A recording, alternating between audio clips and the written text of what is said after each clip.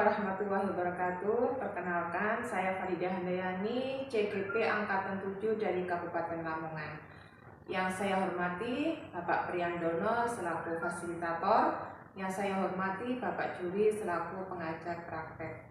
Pada kegiatan hari ini saya akan melakukan supervisi klinis.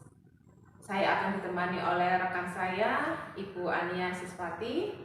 Kami akan masuk kelas untuk melakukan observasi pada mata pelajaran biologi. Pada tahapan ini, kami akan melakukan 3 tahapan, yaitu pra-observasi, kemudian observasi, dan yang terakhir yaitu pasca observasi.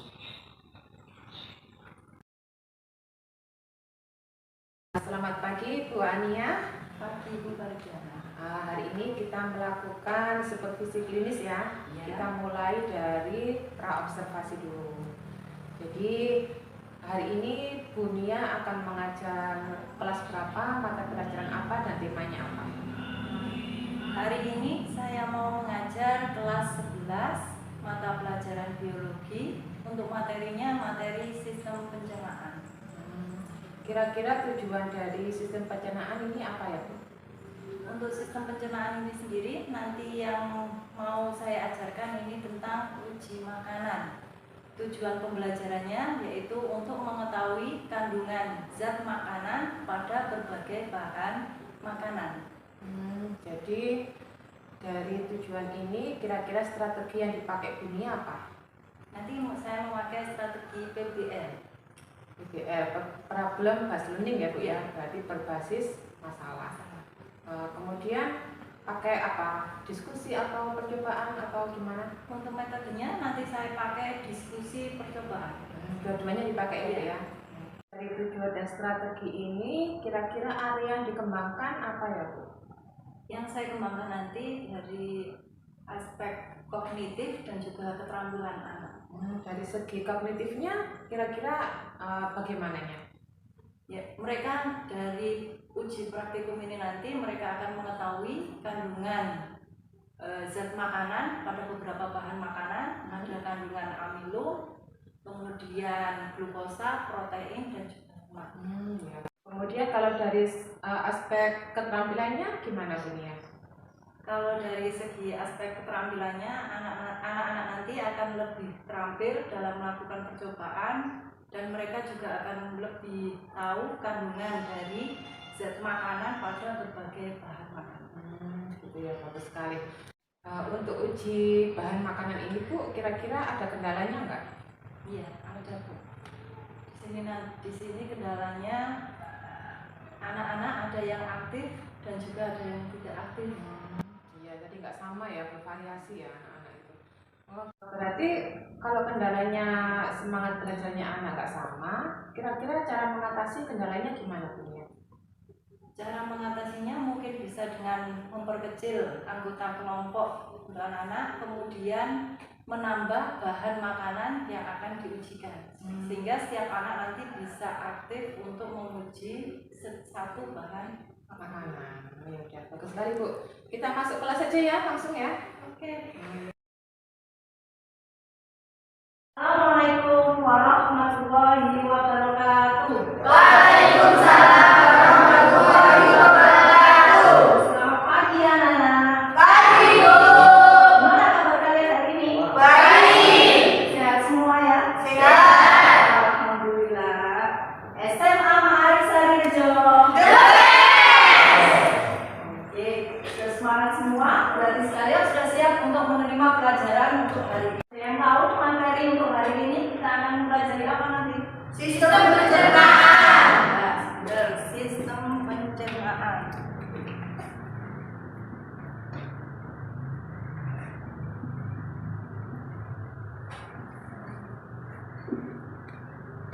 Untuk materi sistem pencernaan ini nanti yang dibahas yang pertama mengenai bahan uji kandungan bahan makanan.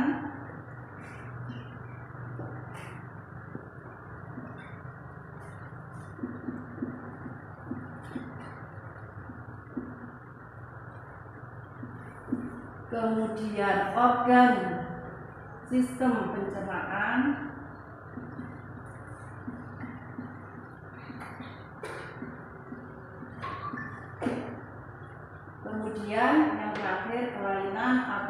penyakit pada sistem pencernaan.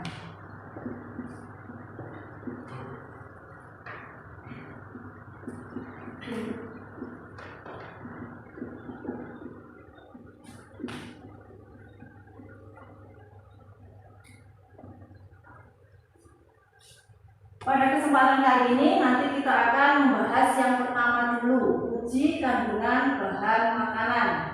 Makanan yang kalian makan sehari-hari di situ mengandung beberapa zat makanan. Di antaranya mungkin ada yang tahu kandungan zat makanan itu apa saja? Ya, Sofi? Amilum, protein, glukosa, lemak. Ya, 4 sekali. Ada 4 kandungan zat makanan, di antaranya ada amilum, protein, glukosa, dan lemak. Selain 4 kandungan ini, ada lagi di antaranya ada vitamin, kandungan air, mineral, itu juga ada di dalam makanan. Tadi ada yang sudah sarapan? Sudah. Sempat, kenapa? Bangun kesiangan, ya nih. Sarapan apa tadi? Coba Jovita, sarapan apa tadi? Nasi goreng, Bu. Goreng. Sofi, sarapan apa? Nasi Pecel. Nasi pecel. Cuma nasi, lauk pauknya kerupuk.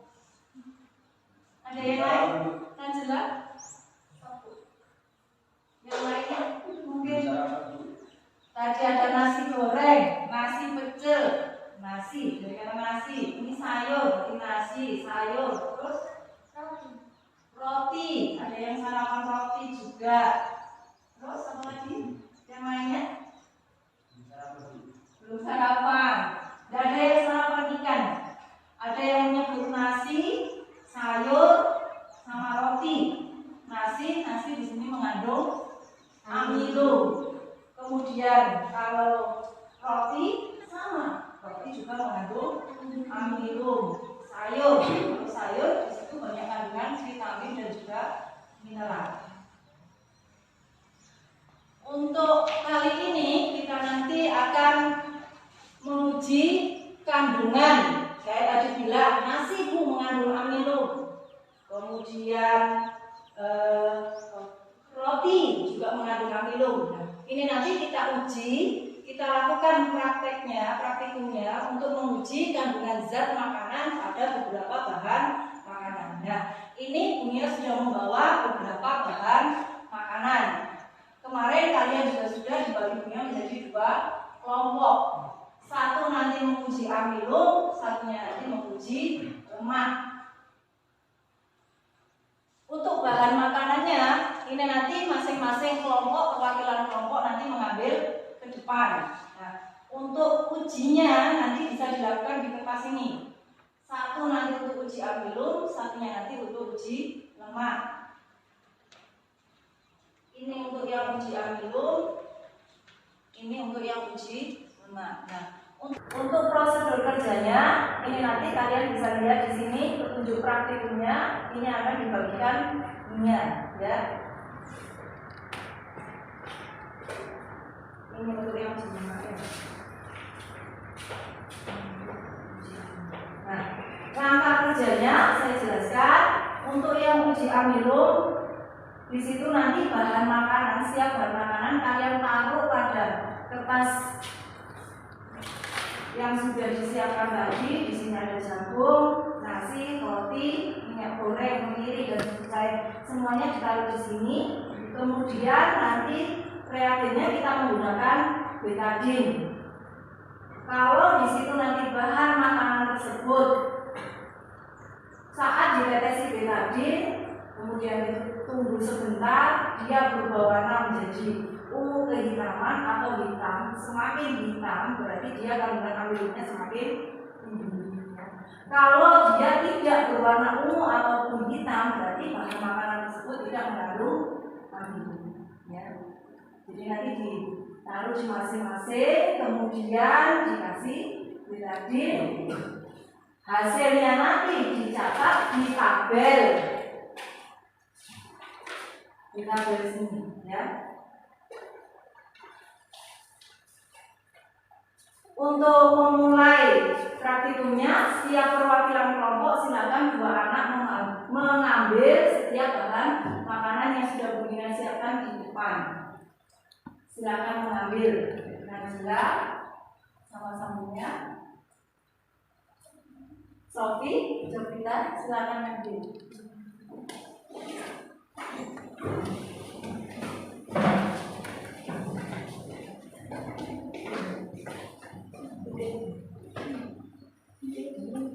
Ya, ini untuk 2 kelompok.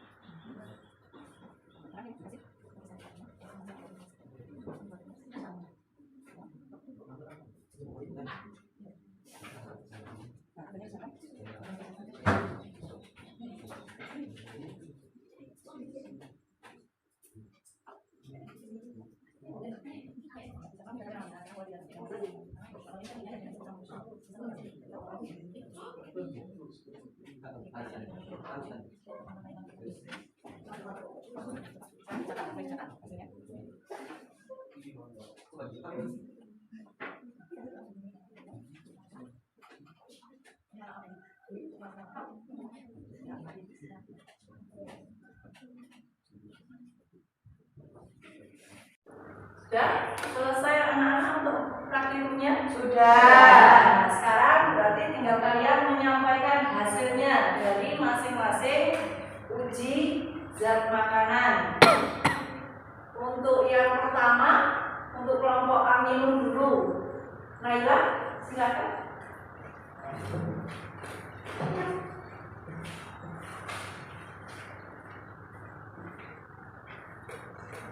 Hasil pengamatan bahan makanan menggunakan daging, jagung menghasilkan warna hitam mengandung amilum, nasi berwarna hitam juga mengandung amilum, roti warna hitam juga mengandung amilum, minyak goreng berwarna orange tidak mengandung amilum, kemiri menghasilkan warna merah hati tidak mengandung amilum, gula air berwarna merah hati tidak mengandung amilum. Jadi bahan makanan yang mengandung amilum adalah jagung, nasi, dan roti. Ya, bagus sekali, kita kasih aplaus. Untuk uji amilum, bahan makanan yang mengandung amilum diantaranya tadi nasi, kemudian roti, jagung. Ya, ada 3 bahan makanan yang menghasilkan atau yang menunjukkan bahwa dia menghasilkan atau mengandung amilum. Sekarang untuk bahan makanan yang mengandung lemak, silakan Nabila ke depan disampaikan.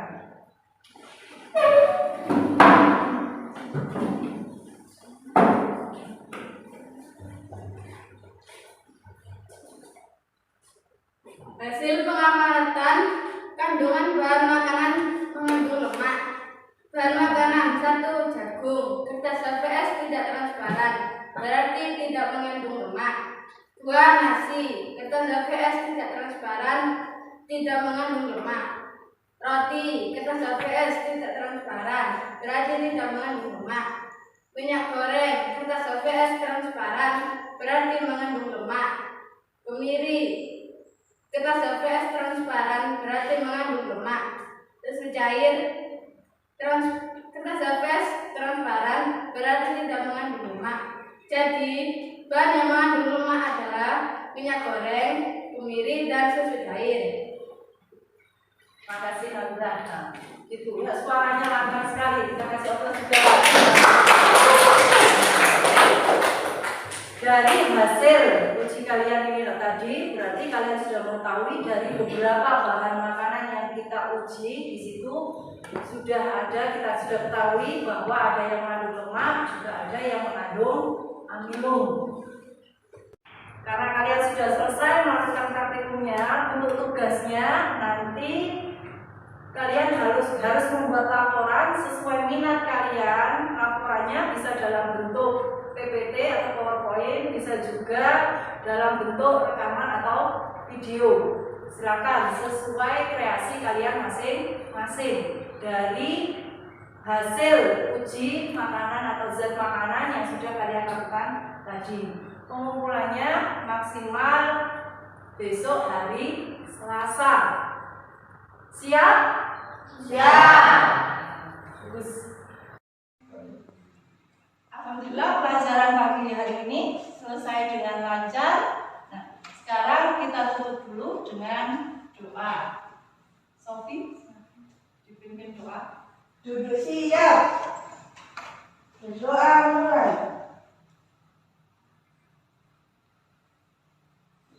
Berdoa selesai.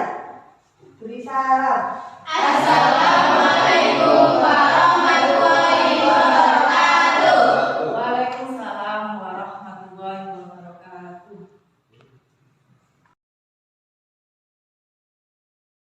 Assalamualaikum warahmatullahi wabarakatuh. Dalam kegiatan kali ini saya akan melakukan tahapan yang terakhir, yaitu pasca observasi. Pada kesempatan kali ini saya didampingi pengajar praktek saya, Bapak Juli, dan rekan saya, Ibu Ania Siswati. Terima kasih Bu Nia, kemarin saya diberi kesempatan dan waktu untuk masuk ke kelas pada mapel biologi kelas 11. Perasaan Bu Nia gimana setelah pembelajaran kemarin? Perasaan saya juga karena alhamdulillah proses pembelajaran kemarin berlangsung dengan baik, sesuai dengan rencana yang ada pada RPP dan sesuai dengan tujuan pembelajaran. Bagaimana pembelajaran dalam RPP Bu Nia? Apakah sesuai dengan diferensiasi siswa yang ada di kelasnya Bu Nia?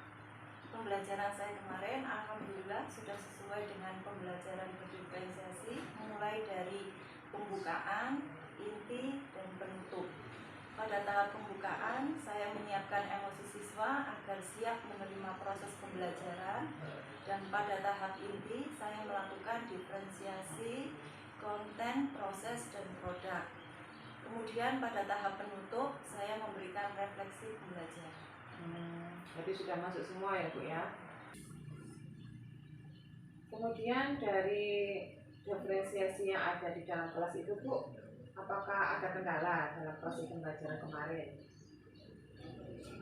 Dalam pembelajaran kemarin ada kendalanya, yaitu strategi pembelajaran yang saya pakai kemarin tujuannya itu kan sebenarnya untuk membuat semua siswa aktif dalam proses pembelajaran. Tetapi pada kenyataannya ada sebagian siswa yang masih belum aktif karena kemarin saya masih fokus pada pembelajaran kinestatis dengan metode praktikum uji makanan. Nah, kemudian dari situ siswanya ada yang tidak aktif karena mereka masih menggunakan gaya belajar auditori dan juga visual. Jadi dalam satu kelas itu nggak semuanya kinestetis gitu ya Bu ya, ada auditori, ada visual, tapi kemarin metodenya pakai praktikum. Jadi yang visual sama auditori ini agak tidak bersemangat gitu ya. Dari kendala itu bagaimana Bu Nia mengatasinya? Saya akan melakukan pengelompokan siswa dulu berdasarkan gaya belajarnya. Kemudian saya akan untuk menambah keaktifan siswa, saya akan menambah jumlah kelompok dalam praktikum, juga menambah bahan yang untuk diuji pada uji makanan tersebut, sehingga setiap siswa akan lebih aktif dalam melakukan praktik. Bagus sekali Bu. Nah kemudian ini kira-kira kapan pelaksanaannya untuk penerapan pembelajaran berdiferensiasi ini? Iya, ini nanti akan segera saya lakukan untuk pembelajaran berdiferensiasi ini tidak hanya pada kelas 11 tapi juga pada kelas yang lain. Ya, betul sekali Bu. Nah, jadi dunia ini kesimpulannya nanti kedepannya akan konsisten dengan pembelajaran berdiferensiasi gitu ya. Iya, Kemudian tetap mengakomodir kebutuhan belajar murid baik dari segi kesiapan, bakat minat maupun profil belajar siswa yang auditori atau visual atau kinestatis. Nah, kemudian saya ingin tahu Bu ini bagaimana tanggapan dunia setelah kemarin saya supervisi. menurut saya supervisi ini sangat bagus sekali karena dengan adanya supervisi ini bisa menjadi masukan saya pada proses pembelajaran berikut. Ya, jadi dunia tidak keberatan ya, senang sekali ya. Jadi kemarin saya lihat dunia ini pembelajarannya sudah bagus, kemudian tujuan pembelajarannya juga sudah tercapai, strateginya juga sudah bagus, dan area pengembangannya juga sudah mengena. Jadi sejauh ini setelah saya lihat sepertinya pembelajarannya dalam proses sudah bagus, berjalan dengan lancar. Nah, jadi untuk supervisi ini Bu, posisi kita ini sama gitu ya. Jadi kita itu seperti mitra, tidak ada yang lebih tinggi atau tidak ada yang lebih rendah. Kita ini sharing, saling berefleksi, kemudian saling coaching untuk bagaimana biar tujuan pembelajaran ini tercapai dan tujuan pembelajaran yang berpihak pada murid juga bisa terwujud dengan baik. Itu ya Bu ya. Terima kasih Bu Dina, hari ini sangat luar biasa sekali. Semoga semakin sukses ke depannya. Amin. Terima kasih.